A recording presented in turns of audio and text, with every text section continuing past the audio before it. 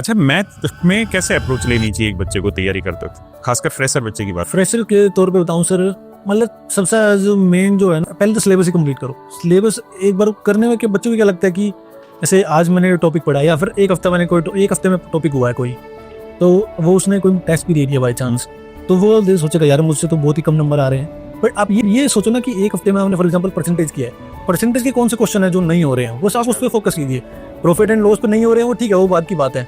आप परसेंटेज में आप कोई मिस तो नहीं कर रहे हैं, पीवाई क्यों आप परसेंटेज हर एक चीज़, मतलब जैसे आपकी मैंने फर्स्ट टाइम वही 7300 आपकी उस टाइम पे बहुत फेमस थी, तो मैंने हर एक बच्चा वही यूज़ करता था। तो मेरा यही था, जब सर पढ़ा देते थे वो ये कहते थे कि आपका जो टॉपिक हो गया एक बार कंप्लीट, उससे आपका क्वेश्चन बाहर नहीं जाना चाहिए, वो गलत नहीं होना चाहिए आपका क्वेश्चन। जेन्युइन बात है। तो वो एक बार आप गो थ्रू हो जाइए, ऐसे करके थोड़ा टाइम लगेगा, नो डाउट 6 महीने लग जाते हैं जब एज अ फ्रेशर करते हो तो आप, तो वो सिलेबस कंप्लीट, बट आप 6 महीने बाद आप देखोगे ना कि बिल्कुल ही सारा एक तो सिलेबस कंप्लीट हो चुका है, लगभग आप सारे पीवाईक्यू से क्रॉस हो चुके हो, तो आपके अंदर अलग ही कॉन्फिडेंस आता है, मार्क्स भी बढ़ने लग जाते हैं, नो डाउट। उसके बाद क्या होता है, उसके बाद आते हैं जैसे पार्ट सिली मिस्टेक्स वाला, कैलकुलेशन वाला, ये जो होते हैं मिसलेनियस चीजें होती हैं जो तैयारी के बाद, मतलब आपको फॉर एग्जांपल आप मेंसुरेशन कर रहे हैं, आपको वॉल्यूम ऑफ स्फीयर ही नहीं पता है, तो आप क्या शॉर्टकट लगा लोगे?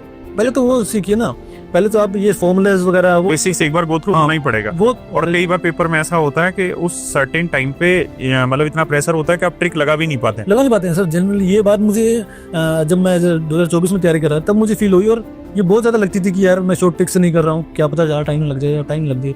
तो वो ये कहते थे कि आपके फर्स्ट जो आपने क्वेश्चन देखा, जो फर्स्ट टाइम माइंड में जो भी तरीका है वही अटेम्प्ट कर दो, नो डाउट। वो थोड़ा लंबा हो सकता है, इतना ही तो होगा, बट वो फर्स्ट टाइम क्लिक हो रहा है, वो सबसे फास्टेस्ट हो रहा है। अब उस टाइम पे ये नहीं सोच सकते कि सबसे छोटा है कि नहीं है, वो सबसे बेस्ट है उस टाइम के लिए। हो सकता है थोड़ा 10 सेकंड एक्स्ट्रा लग गया, 15 सेकंड, बट आंसर सही दिया उसने एक तो आपको, और अगले के लिए आपको कॉन्फिडेंस बढ़ गया है।